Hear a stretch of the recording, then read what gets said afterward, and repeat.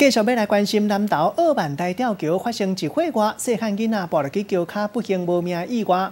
规台湾相关的单位拢真注意到吊桥安全问题，像讲高雄茂林区区公所针对区内5座吊桥安检，无意中发觉讲小透茂林也有屏东布路布山吊桥桥身两边的安全网，罔互人超工破坏，赶紧封桥来修理。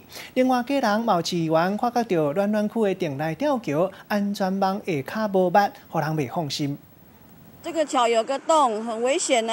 这个桥，这个一定要修，要不然很危险哦。伫咧木林的布路布沙吊桥，桥身相并的防护网竟然互人来压破，造成桥顶观众群5公尺拢完全无防护设施。布鲁布沙的吊桥有大约5公尺的防护网呢，被破坏掉、被毁掉了。安全网出问题。最近阁拄到山区伫落雨，惊伫咧顶悬一个无细里，就有可能会跌落去。互区公所毋敢大意，赶紧将吊桥来封起来，通报木管处派人来修理。